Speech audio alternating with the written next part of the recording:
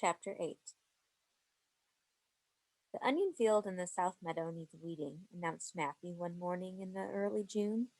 If Judith and Catherine can be spared, they can spend the morning at it. The two girls who set out soon after breakfast did not provide such a contrast as on meeting day. Scandalized to see Kit wearing out her finery with scrubbing and cooking, Rachel and Mercy had made her a calico dress exactly the same as Judith's. It was coarse, woven, and simply made, without so much as a single bow for trimming, but it was certainly far more suited to the menial work she had to do in it. Beyond a doubt, too, it had made for an easier relationship with her cousin. This morning Judith seemed almost friendly. "What a wonderful day!" she exclaimed. "Aren't you glad we don't have to stay inside, Kit?" Kit felt quite cheerful. It really was a wonderful day, with a bright blue sky and fields and woods all a soft green. The roadway bordered with daisies and buttercups, pale and thin, of course, compared to the brilliant masses of color in Barbados, but pretty all the same. And for the first time since she had come to Weathersfield, sorry guys, and for the first time she had come to Weathersfield, she did not feel chilly. The girls passed the meeting house, turned down Short Street, and went on down the pathway that was known as the South Road. The green meadow, Judith explained, was the grassy land that lay within the wide loop of the river.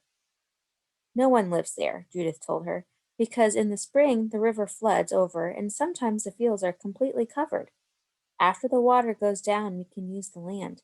'Tis good rich soil and every landowner has a lot of pasture or gardens.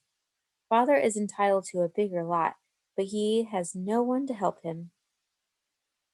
As they came out from the shelter of the trees and the great meadows stretched before them, Kit caught her breath.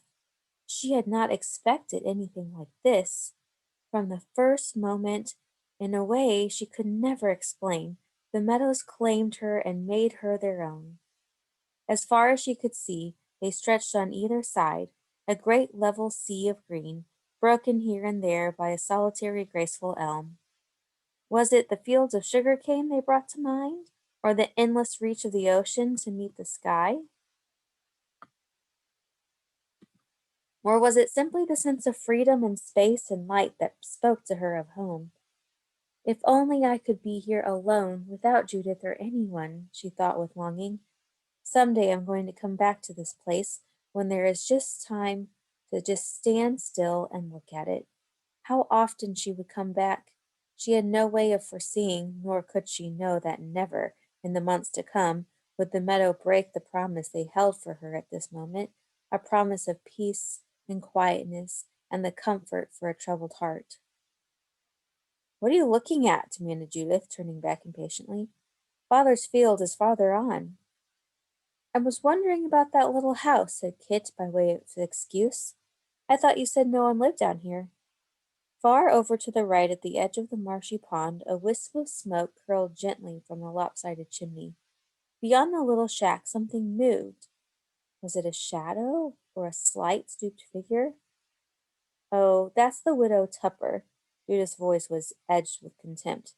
"Nobody but Hannah Tupper would live there by Blackbird Pond, right at the edge of the swamp, but she likes it. They can't persuade her to leave." "What if the river floods?"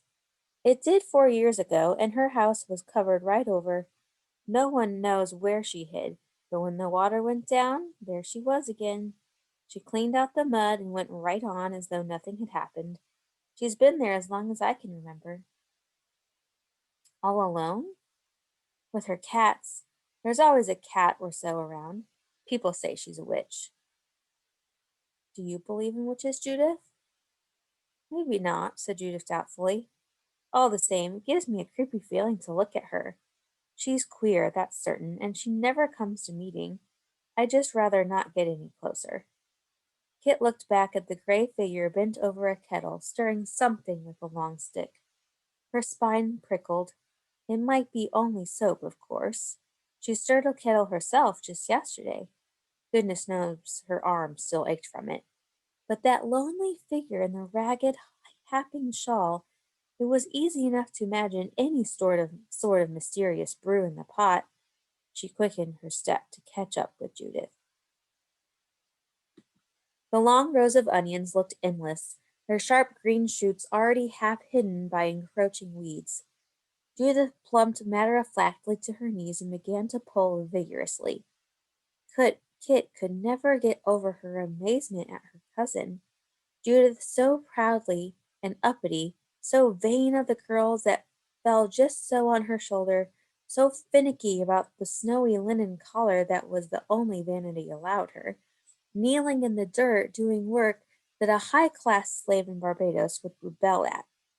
What a strange country this was! Well, what are you standing there for? Judith demanded.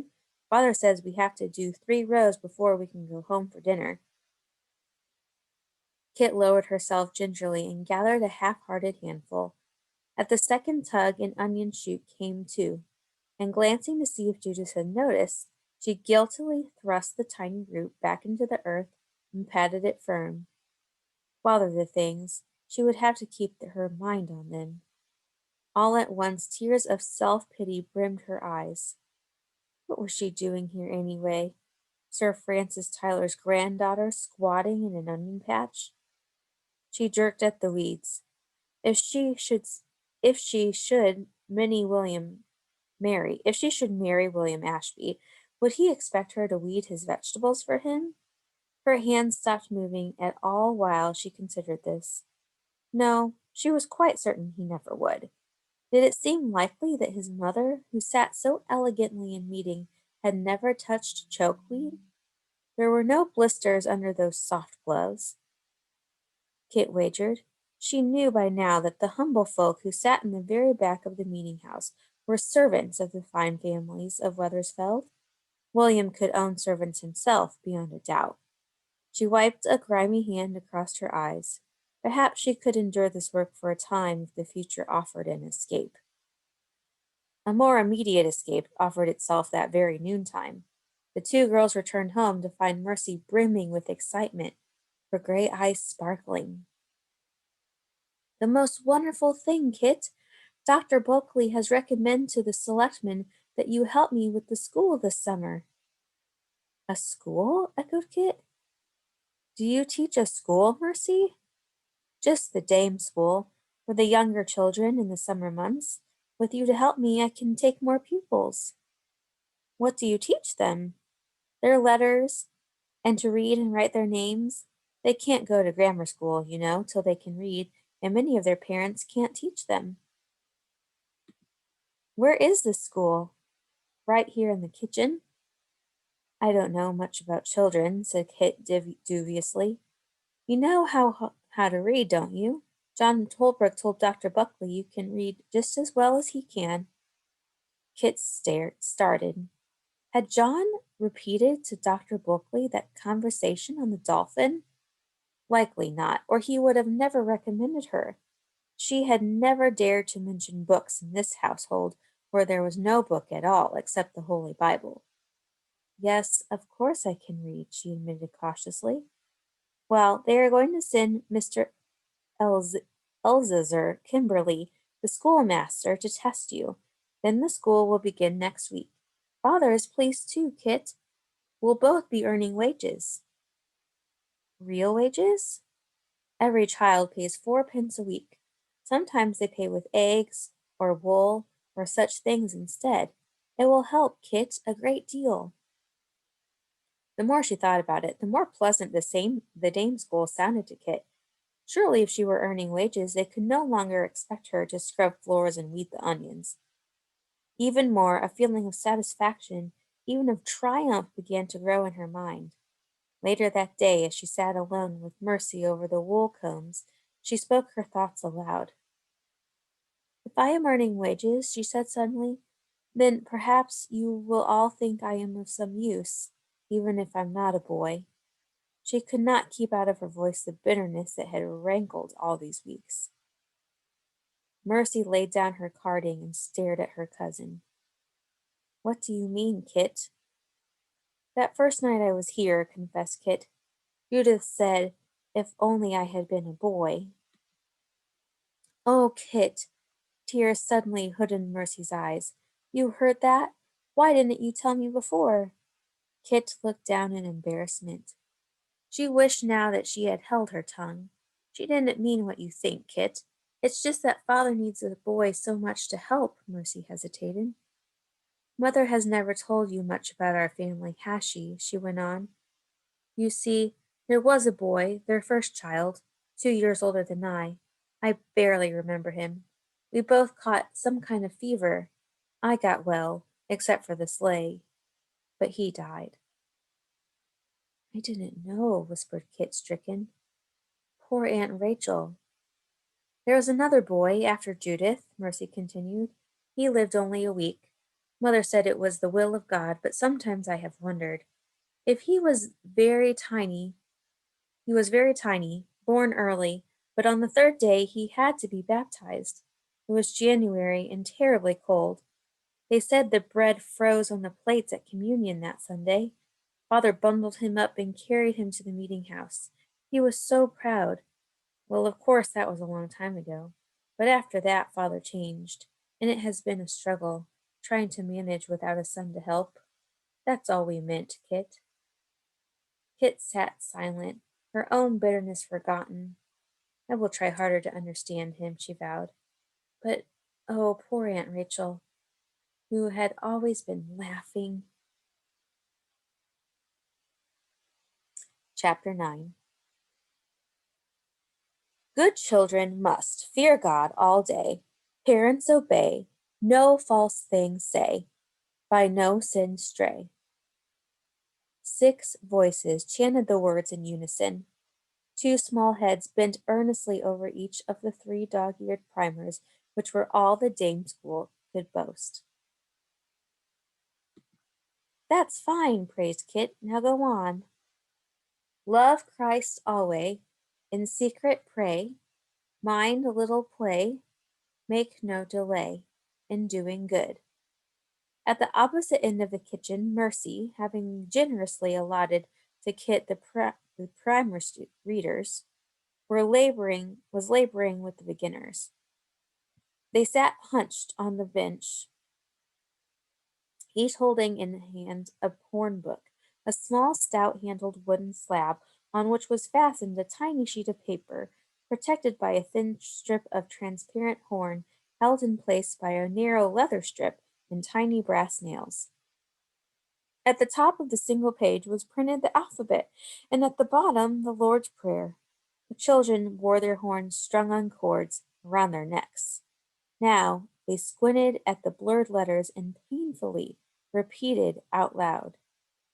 A F A F F A F A L A L L A La.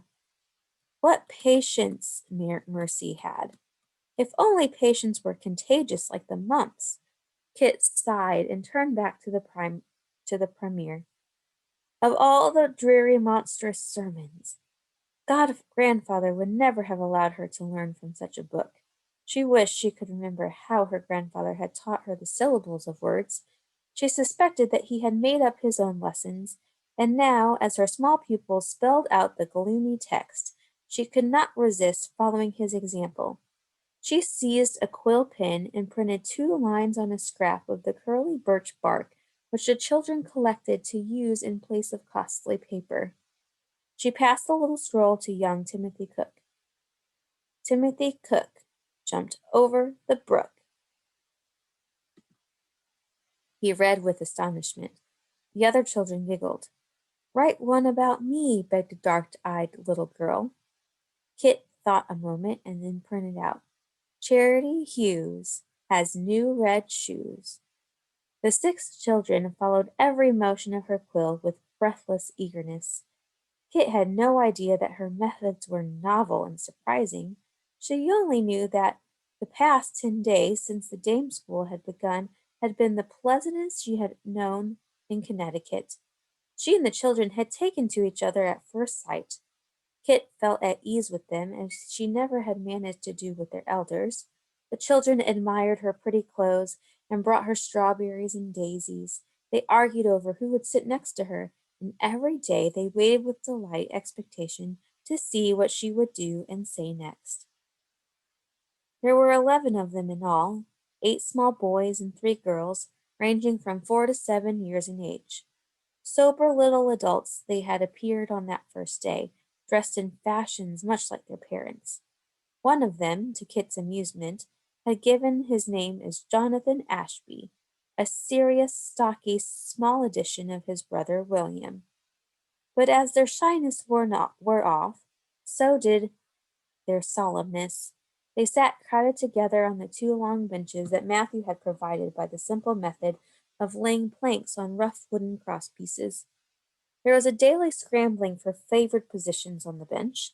If 2 or 3 of the heavier boys could band together at one end, they could make the precarious sitting for the unlucky female at the other end. Altogether, it took alertness and patience to keep those restless, still little bodies still for 4 long hours at a stretch. While Kit resorted to ingenious tricks, Mercy possessed patience. Kit marveled at the ease and gentleness for which Mercy controlled her charges. Her warm, sweet voice never raised, her lovely composure never ruffled.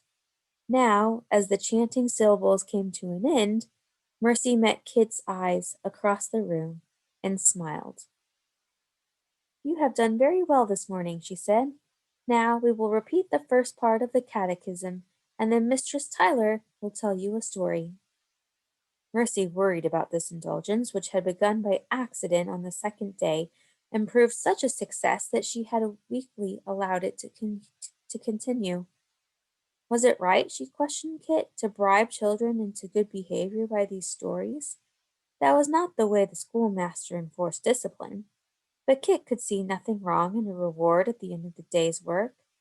Truth to tell, she looked forward to the story as eagerly as the children. If only she had more to read them. Last week she had told them the story of Pilgrim's Progress, drawing on every detail she could remember.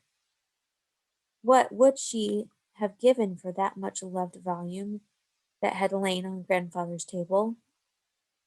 But in a week's time she had stretched her memory to the utmost, and Pilgrim had travelled all the way from the Slough of Despond to the Celestial City.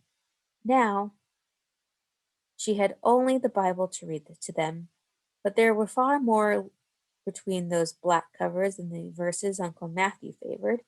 Kit chose the stories herself she enjoyed the most, and her reading had a zest and liveliness that enthralled the children. Even Mercy was surprised and frequently a little disturbed at the drama that Kit seemed to discover in these long familiar narratives. Today she chose the parable of the Good Samaritan. "Now a certain man," she began, "went down from Jerusalem to Jericho and fell among thieves." Suddenly she had an inspiration. Years ago her grandfather had taken her to see a mosque in a bridge town in which troops of players from England had acted out the ancient Christmas story. "I have an idea," she cried, laying down the book. 11 small faces turned toward her eagerly. It had not taken them long to discover that Kit's ideas usually meant something new and exciting. "You all know the story, don't you?" The heads nodded earnestly. "Then, instead of my reading it to you, let's pretend it's happening right now to us. Let's pretend that this room is the road to Jericho. One of you, Peter, will be the certain man traveling along the road. You can walk down between the benches like this, and 3 of you can be the robbers that set on him and strip him of his raiment and wound him. Martha and Liza, you can be the priest and the Levite who pass by on the other side and just look at him and turn up your noses, and Jonathan can be the Good Samaritan who finds him and binds up his wounds. Charity, you can be the innkeeper over here by the fireplace, and the Samaritan will bring you the traveler to take care of." "Kit," broke in Mercy anxiously, "I never heard of anything like that before. Are you sure?" "Oh, Mercy, it's from the Bible. Now each of you try to imagine just how you'd feel if you were really those people. Just make believe this isn't a room at all. It's a hot, dusty road. And Peter, You are getting very tired from walking so far." The children were entranced. A game of pretending in school? They took their places, jabbering with excitement. Charity picked up the broom by the hearth and began to sweep. "An innkeeper is busy all the time," she said importantly. Jonathan Ashby stood solely beside Mercy, waiting for his chance to be the rescuer. Peter began his long journey between the benches. But Kit had made one mistake. She had picked her characters too hastily. By chance, she had chosen the three most obscurest pupils in the school to be her thieves and robbers, and the hapless boy who represented the traveler was the priggish little scholar they most cordially disliked. The unsuspecting traveler fell to his part as conscientiously as he read his primer. He walked primly between the benches from Jerusalem to Jericho. Out from behind the settled popped the robbers and set upon him with a vengeance. "Wait a minute," warned Kit. "Tom, Stephen, we're only pretending."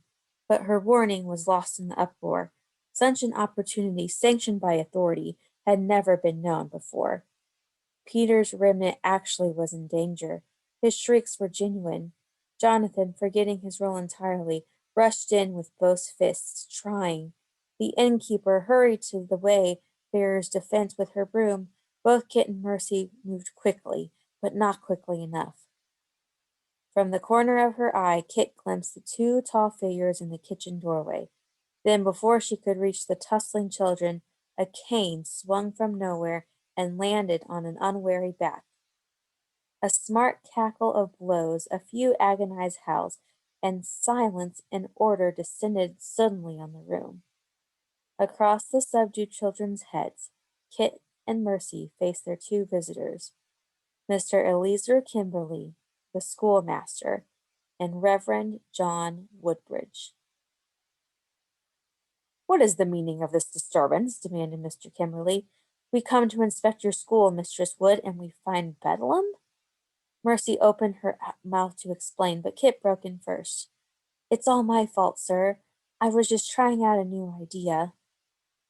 "What sort of idea?"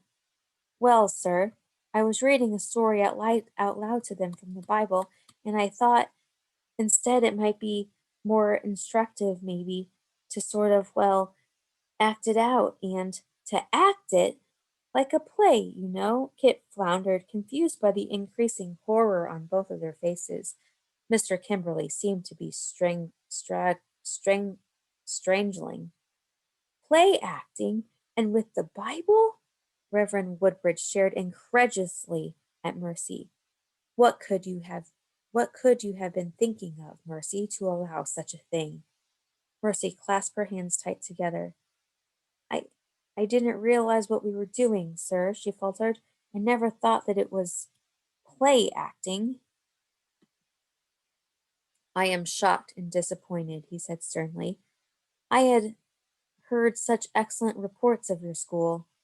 Mr. Kimberly flourished his cane at the silent children. "Go directly home, boys and girls. The school is dismissed. Do not come back tomorrow. We will send word if the school continues." "Oh, please, Mr. Kimberly," begged Kit, as the children, one by one, slipped through the door and escaped. "You can't not continue the school because of what I did. It wasn't Mercy's idea at all. Dismiss me if you like." Mr. Kimberly fastened upon her the look that was well known in his classroom. "Most assuredly you are dismissed, young lady," he said coldly. "We will have to consider seriously whether or not Mercy is responsible to continue such a position." When the men had gone, neither girl had spoke a word. Mercy pulled herself about the room, righting an overturned chair, straightening out the scuffed primers. Two great tears ran slowly down her cheeks. The sight of Mercy's tears was more than Kit could endure. If she looked at them for another instant, she would fly into a thousand pieces. In a panic, she fled out the door and down the roadway, running, blind to the reason or decorum, past the meeting house, past the loiterers near the town pump, past the houses where her pupils lived. She scarcely knew where her feet were taking her. but something deep within her had chosen a destination. She did not stop until she reached the great meadow. There, without thinking, she left the pathway, plunged into a field, and fell face down in the grass, her whole body wrenched with sobs. The tall grass rustled over her head and hid her from the sight, and the meadow closed silently around her and took her in. When Kit had sobbed herself out, she lay for a long time, too exhausted to move or to think. Perhaps she slept a little, but presently she opened her eyes and became aware of the smell of warm earth and the rough grass against her face. She rolled over and stretched blinkingly up at the blue sky. The tips of the long grasses swished gently in the breeze. The hot sun pressed down on her so that her body felt light and empty. Slowly, the meadow began to fulfill its promise. All at once, with an instinctive quickening of her senses, Kit knew she was not alone, and that someone was very close. She started up. Only a few feet away, a woman was sitting, watching her. A very old woman with short cropped white hair and faded, almost colorless eyes set deep in an incredibly wrinkled face. As Kit stared at her, she spoke in a rusty, murmuring voice.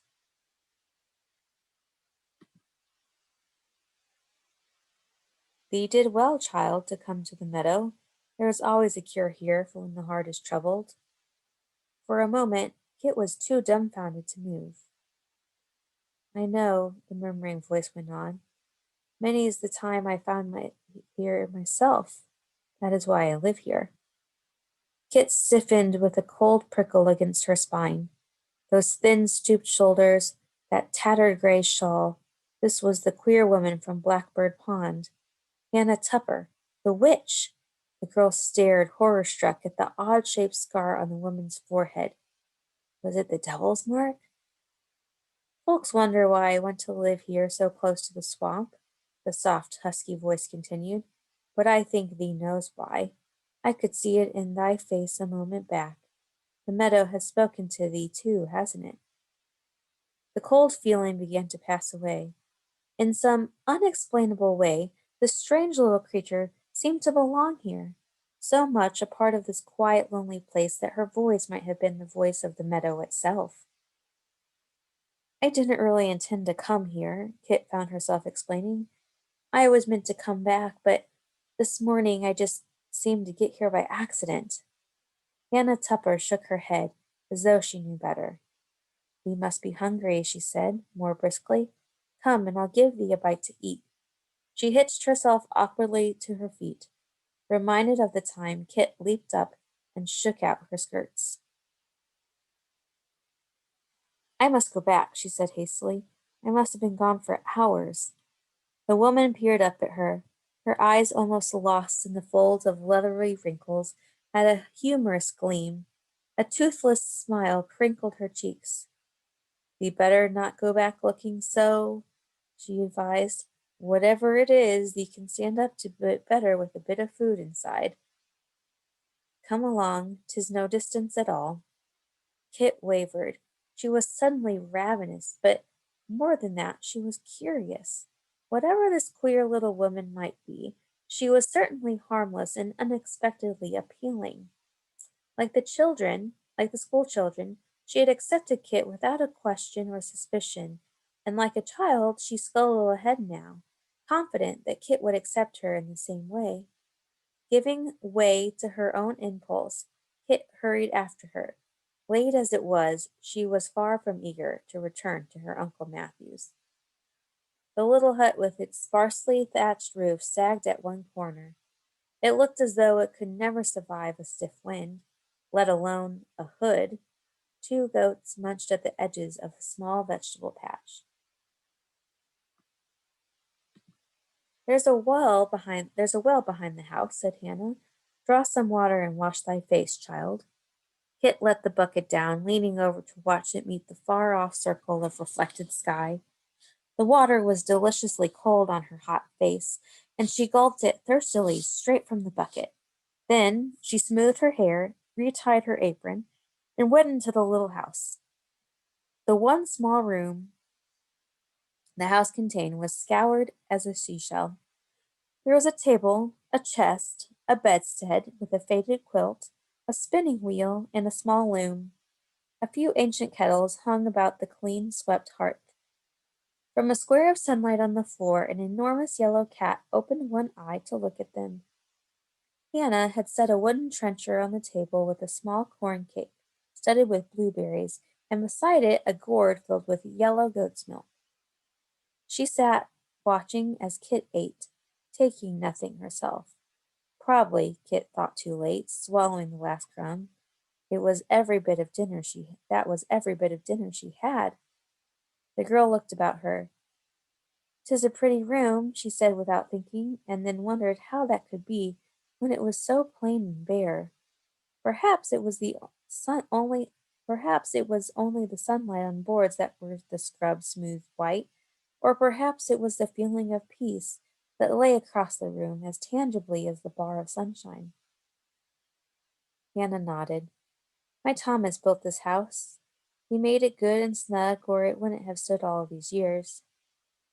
"How long have you lived here?" Kit asked curiously. The woman's eyes clouded. "I couldn't tell rightly," she said vaguely, "but I remember well the day we came here. We had walked from Dorchester in Massachusetts, you see. Days on end we'd been, without seeing another human being. Someone had told us that there would be room for us in Connecticut, but in the town there was not an inch of land to spare, not after they'd seen the brand on our foreheads. So we walked toward the river, and then we came to the meadow. It put us in mind of the marshes near Hythe. My husband was raised in Kent, and 'twas like coming home to him. Here is where he would stay, and nothing could change him." There were 100 questions Kit dared not to ask. Instead, she looked about the room and noticed with surprise the one ornament it contained. Jumping to her feet, she seized from the shelf the small rough stone and held it in her hand. "Why, 'tis coral!" she exclaimed. "How did it get here?" A small secret smile brightened the wrinkled face. "I have a seafaring friend," Hannah said importantly. "Whenever he comes back from a voyage, he brings me a present." Kit almost laughed. Of all the unlikely things, a romance! She could imagine him, this seafaring friend, white-haired and weather-beaten, coming shyly to the door with his small treasures from some distant shore. "Perhaps this came from my home," she considered, turning the stone in her hand. "I come from Barbados, you know." "Do tell, from Barbados," marveled the woman. "These seem different somehow. Is it like paradise the way he says? Sometimes I mistrust he's telling tales to an old woman." "Oh, everything he told you is true," answered Kit feverishly. "'Tis so beautiful. Flowers every day of the year. You can always smell them in the air, even out to sea." "He has been homesick," said Hannah softly. "Yes," admitted Kit, laying down the stone. "I guess I have. But most of all, I miss my grandfather so much." "That is the hardest," nodded the woman. "What was thy grandfather like, child?" Tears sprang into Kit's eyes. No one, since she had come to America, had ever really wanted to hear about grandfather, except Reverend Bulkley, who had only been impressed by his royal favors. She scarcely knew where to begin, but all at once she was finding eager, incoherent words for the happy days on the island, the plantation, the long walks together, and the swimming, the cool, dim library and the books. Then she came to the flight to Connecticut and all the bitterness and confusion of the past weeks. "I hate it here," she confessed. "I don't belong. They don't want me. Aunt Rachel would, I know, but she has too many worries. Uncle Matthew hates me. Mercy is wonderful, and Judith tries to be friendly, but I'm just a trouble to them all. Everything I do and say is wrong." "So thee came to the meadow," said Hannah, patting the girl's hand with her small gnarled claw. "What went so wrong this morning?" She listened, nodding her head like a wizened owl, as the tale of the morning's woes came pouring out. As Kit reached the part about the schoolmaster and his cane, to her amazement, a rusty chuckle interrupted her. Hannah's face had crumpled into 1,000 gleeful wrinkles. Kit hesitated, and all at once the memory struck her funny too. Her breath caught tremulously, and then she was laughing with Hannah. Rut! Instantly she sobered again. What am I to do now? She pleaded. How can I ever go back and face them? Hannah said nothing for quite a long time. Her faded eyes studied the girl beside her, and now there was nothing childlike in that wise, kindly gaze. Come, she said, I have something to show thee. Outside the house, against a sheltered wall, to the south, a single stalk of green thrust upwards, with slender rapier like leaves and one huge scarlet blossom. Kit went down on her knees. It looks just like the flowers at home, she marveled. I didn't know you had such flowers here. It came all the way from Africa, from the Cape of Good Hope, Hannah told her. My friend brought the bulb to me, a little brown thing like an onion. I doubted it would grow here, but it just seemed determined to keep on trying, and look what it has happened. Kit glanced up suspiciously. Was Hannah trying to preach to her? But the old woman merely poked at the gentle earth around the alien plant. I hope my friend will come while it is still blooming, she said. He will be so pleased. I must go now, Kit said, getting to her feet. Then something prompted her to add honestly, You're given me an answer, haven't you? I think I know what you mean. The woman shook her head. The answer is in thy heart, she said softly. Thee can always hear it if thee listens for it.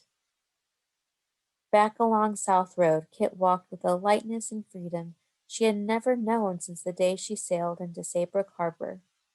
Hannah Tupper was far from being a witch, but certainly she had worked a magic charm. In one short hour, she had conjured away the rebellion that had been seething in the girl's mind for weeks. Only one thing must be done before Kit could truly be at peace, and without speaking a word, Hannah had given her the strength to do it. Straight up Broad Street she walked up the path to a square frame house, and knocked boldly on the door of Mr. Elizur Kimberly.